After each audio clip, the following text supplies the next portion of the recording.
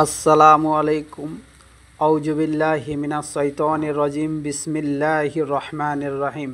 শুরু করছি আল্লাহ তাআলার নামে। আল্লাহ বড়ই মেহেরবান ও পরম দয়ালু।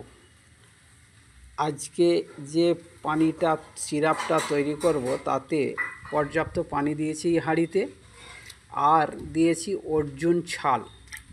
এইটা এরপরে দিচ্ছি পেয়ারা পাতা, এরপরে দিচ্ছি ভূমি আমলা। ভূমি আমলা সেখানে পাওয়া যায়।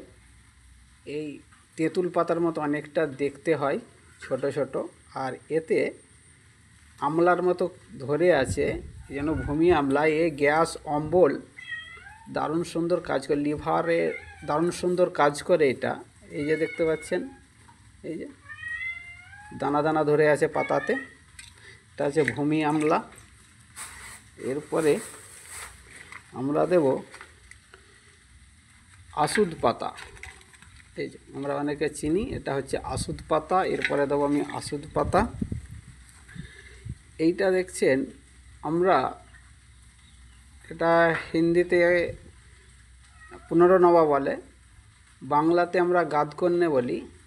যে এটা খুব দারুণ সুন্দর কাজ করে। যেটা হলো যাদের কিডনি বিকল হয়ে গেছে, যাদের ডায়ালিসিস চলছে, তারা যদি মাসখানেক এটাকে সেদ্ধ করে বা ভেজে খায়, এর সঙ্গে গোখরু কাঁটা দিতে হয়, আর কালো জিরে, এর সঙ্গে আসুদ পাতা দিয়ে যদি সিরাপ বানিয়ে খায়, তাহলে 1 মাসের মধ্যে অনেকটা ক্লিয়ার হয়ে যাবে। এরপরে এটা হচ্ছে গিলহরি পাতা। এটাও ব্যথা, যন্ত্রণা, ইনফেকশনের জন্য খুব দারুণ কাজ করে। পান পাতার মতো অনেকটা দেখতে, কিন্তু পান পাতার না, এটা গিলহরি পাতা। এটা আমি দেবো এর মধ্যে। আর আছে এই যে, এইটা হচ্ছে হিন্দি থেকে রোজ সিঙ্গার বলে। এর হচ্ছে আমরা বাংলায় যেটা বলি শিউলি গাছ, শিউলি গাছের পাতা। এটা শিউলি গাছের পাতা ইনফেকশন দূর করতে খুব সুন্দর কাজ করে। আর এই ব্যথা বেদনার জন্য, ইউরিনে ইনফেকশনের জন্য খুব সুন্দর কাজ করে হচ্ছে শিশু পাতা। এই যে দেখছেন শিশু পাতা, এই শিশু পাতা খুব সুন্দর ইনফেকশনে কাজ করে, ব্যথা বেদনার জন্য এই কাজ করে। আর এরপরে আর দেওয়ার মতো কিছু আছে দেওয়ার পরে, এরপরে আর কিছু নেই।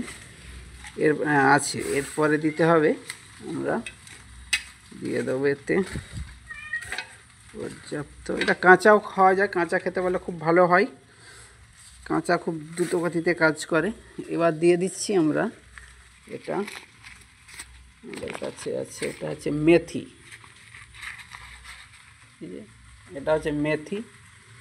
মেথি খুব উপকারী জিনিস। মেথির উপকারিতা বুঝলে পরে মানুষ, মেথি আর কালো জিরের উপকারিতা যদি কেউ একবার বোঝে, তো কালো জিরেটা হচ্ছে আপনার মরণ ছাড়া সব রোগের ওষুধ হচ্ছে কালো জিরে।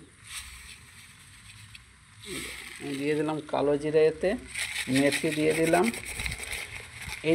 এই যে পানিটা আছে, এই পানিটা মোটামুটি আমি ফুটিয়ে পানিটাকে হাফ করে নেব। হাফ করে নিলেই আমার সিরাপ তৈরি হয়ে যাবে। পানিটা যখন হাফ তৈরি করে নেব, তখন আমার সিরাপ তৈরি হয়ে যাবে। আসসালামু আলাইকুম। পরের ভিডিও দেখতে অপেক্ষা করুন। এই চ্যানেলকে লাইক ও সাবস্ক্রাইব করুন। 5 জনের কাছে পৌঁছে দিন। আরও ভালো ভালো শরীরের যে কোনো টিপস পেতে, 100% উপকারী যে কোনো টিপস পেতে এই নাম্বারে কন্ট্যাক্ট করুন।